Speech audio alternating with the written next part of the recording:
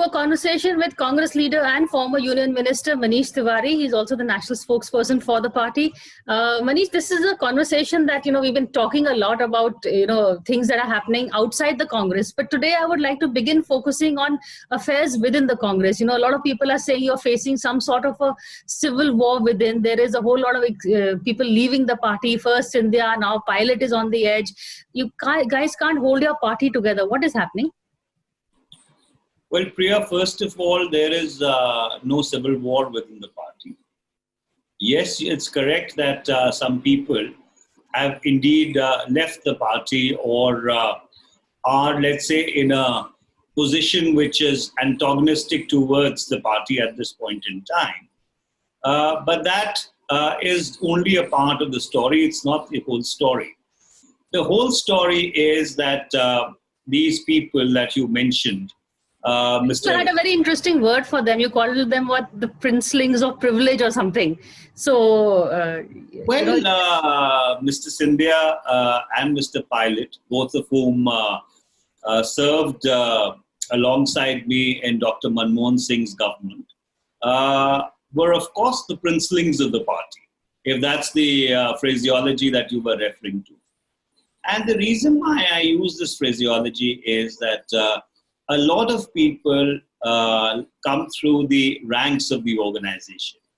They start with the NSUI, rise to the Youth Congress, serve in state legislatures, serve in the PCCs, and then come to either Parliament or the AICC. There are some people who, because of circumstances which are definitely beyond their control, especially in the case of Mr. Scindia and Mr. Pilot, since both of them unfortunately lost their respective fathers to a tragedy which by all estimates is something which was completely and absolutely unforeseen and of course a great loss to the party, inherited their fathers' respective seats. And so therefore they never went through the grind of the Congress party. They never went through the paces of the NSUI and the Youth Congress. They never had to spread mats at public meetings. They didn't have to stick posters on the walls. They didn't have to do wall writing. They never got knifed in student union elections. So they came from a certain pedestal and they went on rising and rising within the party and the government. And unfortunately, when they were confronted with a bit of adversity, they did not know how to handle it. You see, chief ministers can be difficult customers. And especially if you've been a co-equal of the chief minister before that person becomes a chief minister, and then you are in a subordinate position, or let's say you are in a position where the executive authority is wielded by the chief ministers, they can definitely push you into a corner. And Mr. Pilot and Mr. Scindia were probably not the first people that it happened to. But others who had gone through the paces of the organization were able to handle this adversity better. Neither Mr. Scindia nor Mr. Pilot, if they would have gone through the paces of the organization, served in the NSUI and the Youth Congress, and that brings about a certain amount of ideological conviction, it brings about a certain emotive bonding with the party, would have gone to the extent that they did. Mr. Scindia walked out with his band of 22 odd MLAs. Mr. Pilot is in some form of a rebellion even as we currently speak. And this is done by people who only consider the party to be a lorry to get them to a certain destination. And when they feel that lorry has outlived its utility, they catch the next bus available. So this is one set of people.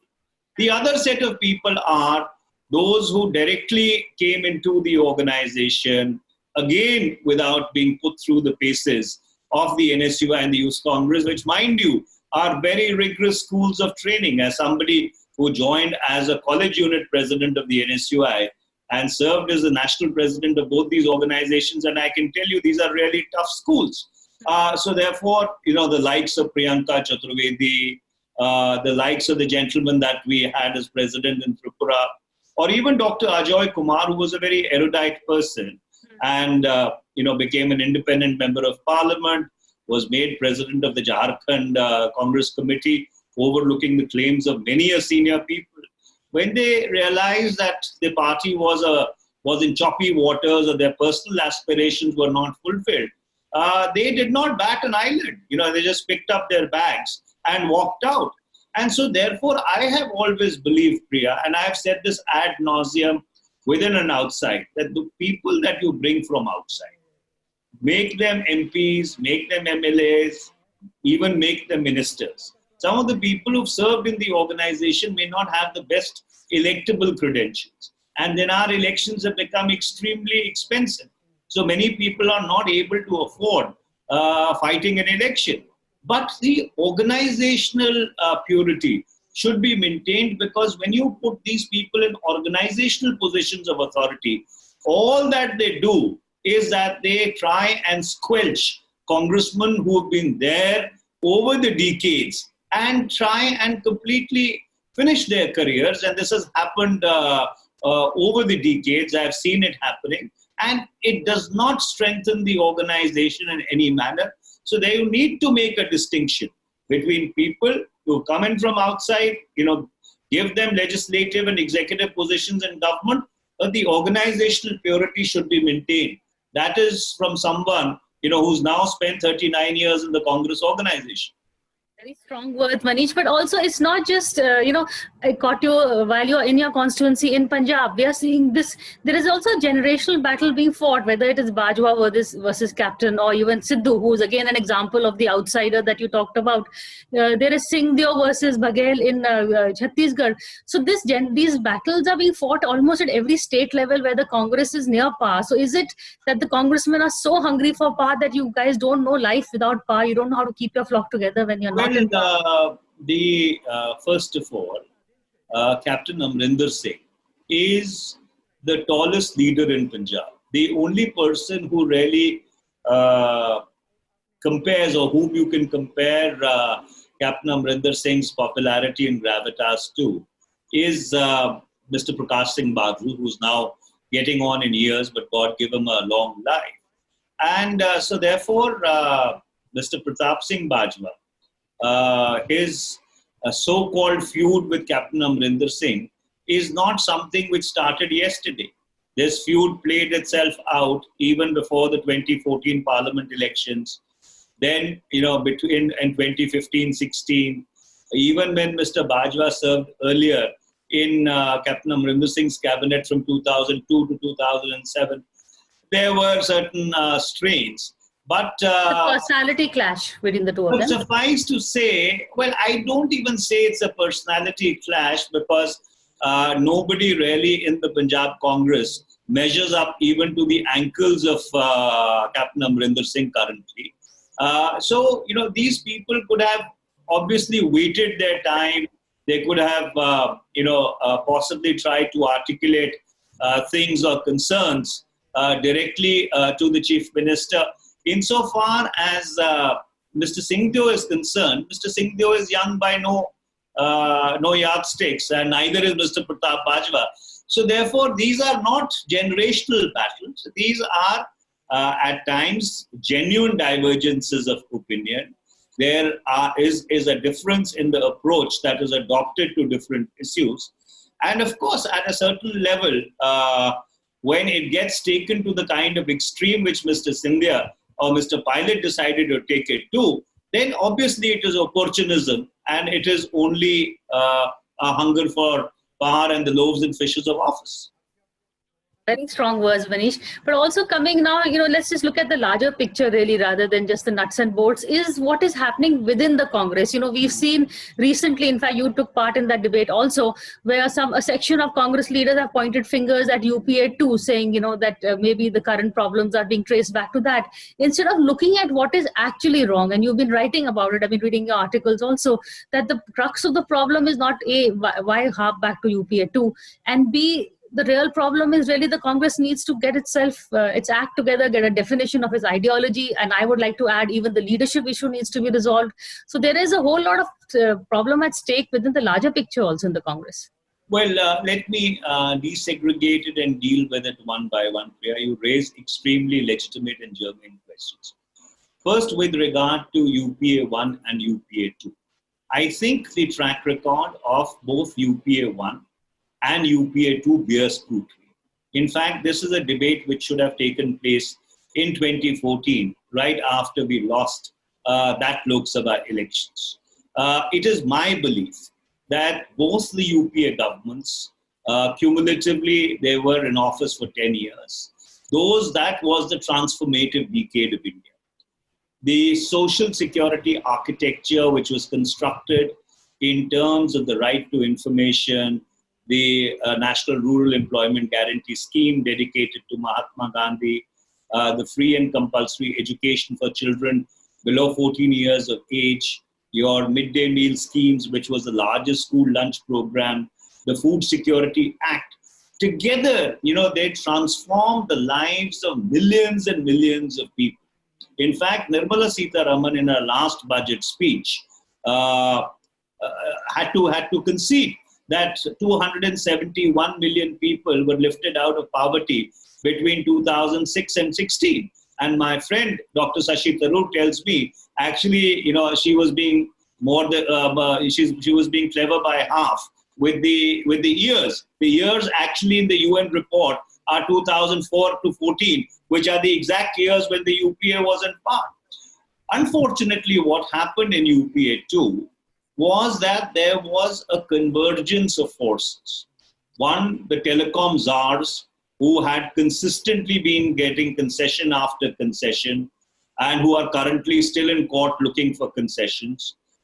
They had a difficulty with the 2008 licensing process.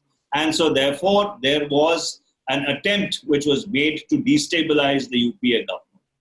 Coupled with that, there was a certain criminal investigation, which if it would have gone to a logical conclusion, would have hurt very, very entrenched institutional interests. And unfortunately, the convergence of these two shards impaled the UPA. And if you were to rewind back to the forces which created and backed the India against corruption, the context of my current remarks would become very, very evident. We were unable to deal with it. Unfortunately, some of our colleagues seem to have bought into the narrative that there was monumental malfeasance in the UPA, which is simply untrue, because had that been the case, how come even 6 years later and 10 years in the case of 11 years in the case of UPA 1, not even a subordinate court has held against anybody in the UPA. As someone who defended both UPA 1 and UPA 2 with all the conviction at my command, the question before me when I intervened was I defending a big lie, or was I defending something which was truly transformative? And I believe that those years were truly transformative. It is another thing that we lost. Subsequently, we lost the 2019 elections, but I think a scrutiny of the UPA track record in order to set all apprehensions at rest, as also why did we lose the 2019 elections, would really pave the way forward in terms of both defining the agenda and clearing the underbrush for the Congress to be really able to spring back. Remember, there is a huge governance deficit at this point in time. Your COVID numbers are 2 million plus. You are fourth in the world in case of COVID-19 deaths. Whatever sophistry and spin may be put onto that, the lockdown has been a complete and abject failure. You have China, which has transgressed into Indian territory. I mean, this government finds it easier to pull off documents from the MOD website than push the Chinese out. And coupled with that, you have an economy which is up a creek without a paddle. In the first quarter, you hit 83% of your deficit for the entire year. Credit flows across the economy are just not happening. You are going to see major corporate defaults, notwithstanding the IBC process being relaxed. So at this point in time, when the country is actually searching for an alternative, notwithstanding the headline management attempts that we see every 2 or 3 days by, digressing issues. If we still do not measure up, or the opposition in India still doesn't measure up, then I'm afraid people are not going to hold the government responsible. They will hold the opposition responsible for not being able to grab this point in time in history.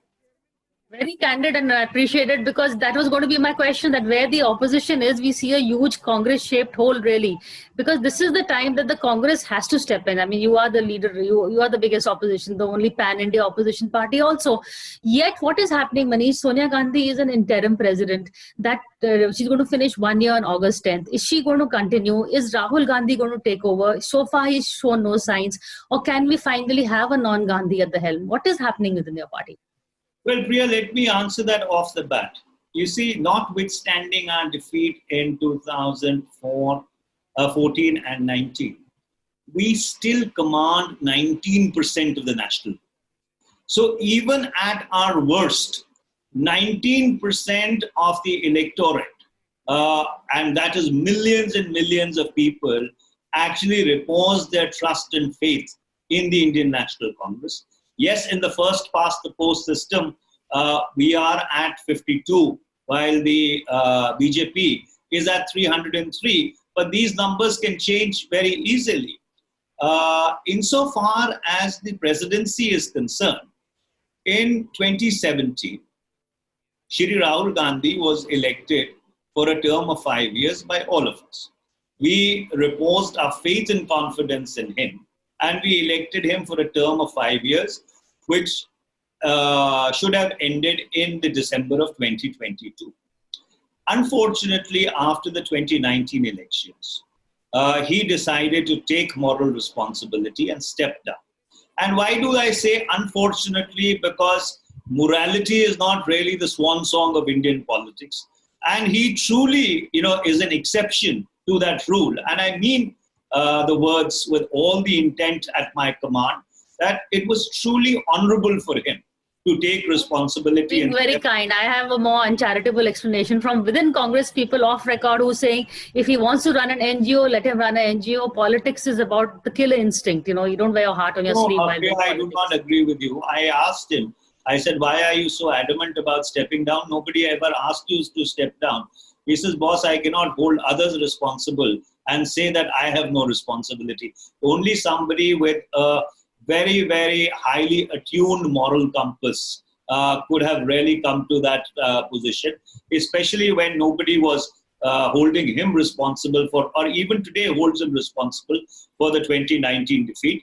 The Congress in August last year, on the 10th of August, in its wisdom, decided that a person who had led us with empathy and with compassion was responsible for 2 UPA governments, Mrs. Sonia Gandhi, who continues to be the chairperson of the United Progressive Alliance, should be the provisional president. Now, in terms of Article 18H of the Congress Constitution, the Congress Working Committee discharges its responsibility after a provisional president is elected. Then the ball is in the court of the AICC. Actually, there's nothing in the Constitution which gives or specifies that a provisional president should be there for 1 year.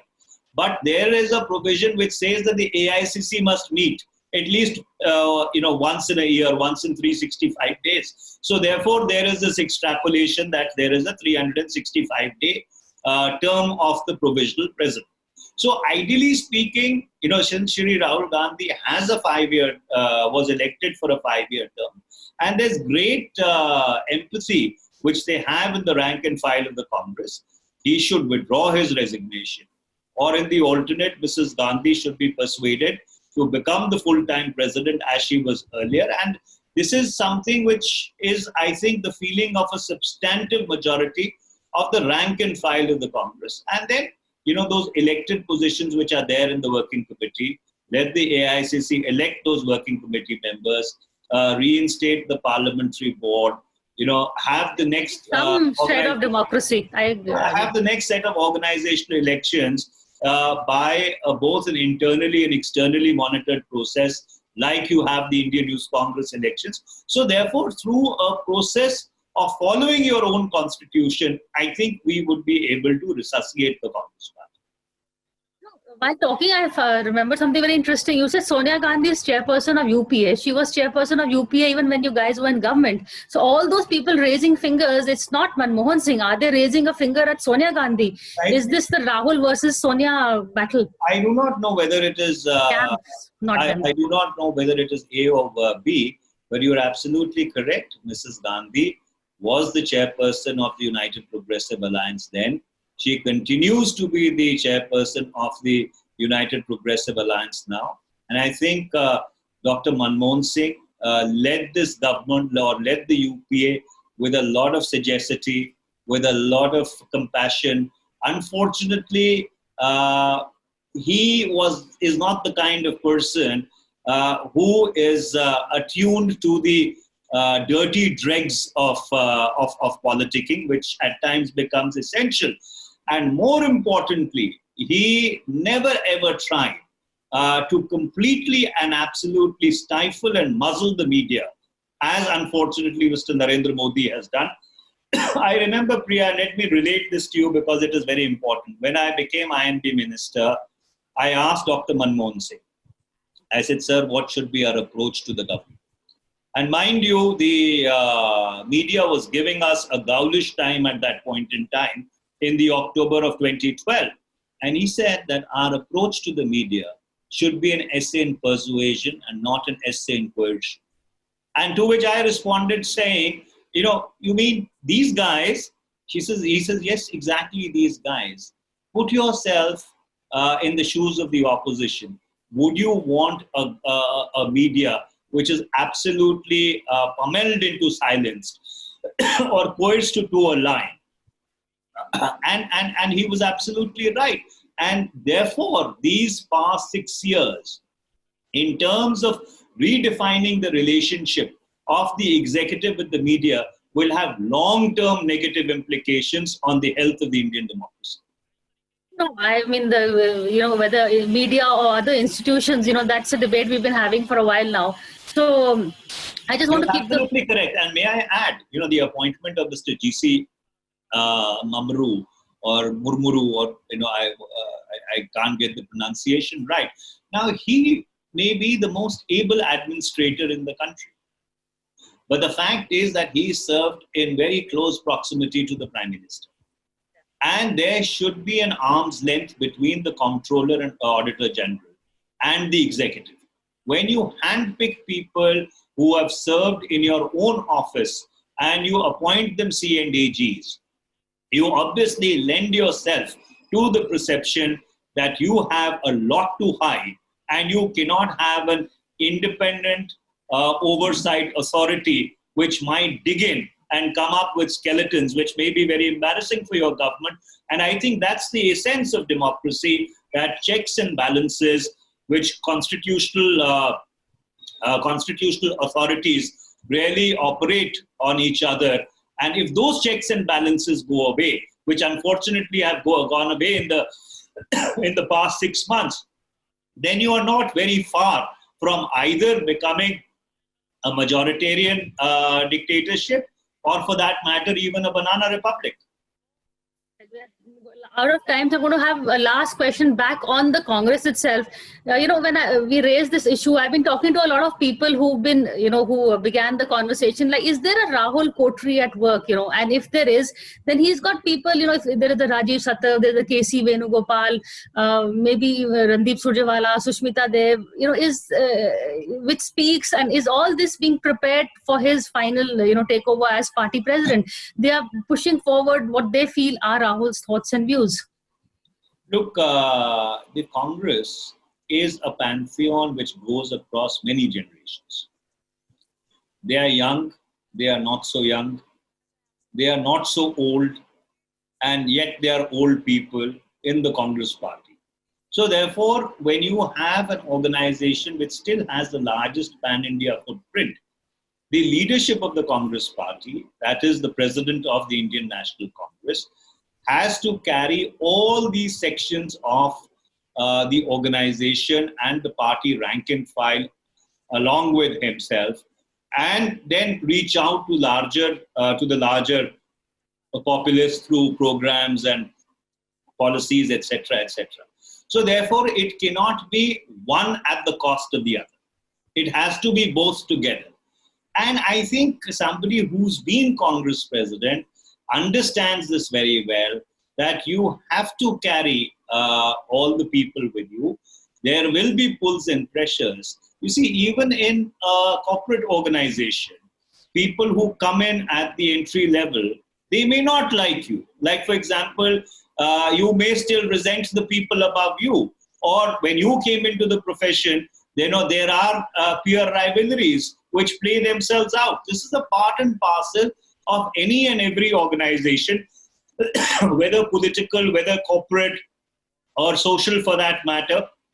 And therefore, under those circumstances, politics is the art, or running an organization is the art of managing all these contradictions. So therefore, this one at the cost of the other, this conspiracy theory which is peddled, is something which simply is a non sequitur. It will not work. You have to carry everybody with you. You have just no other option. Great words. Thank you, Manish, for this conversation, and also a very candid chat, which I really appreciate. And I agree. Yes, some things may be normal. These give and take does happen in any organization. But I hope the Congress gets its act together sooner than later, because, as you yourself have also agreed, that a lot of time has been wasted and is being wasted right now. But thank you so much for this. I think this country requires an opposition. It requires a very vibrant opposition, because unfortunately, the governance deficit that we've seen in the past 4 months is only going to get deeper as we go along. Thank you so much, Manish, for this chat. Thank you.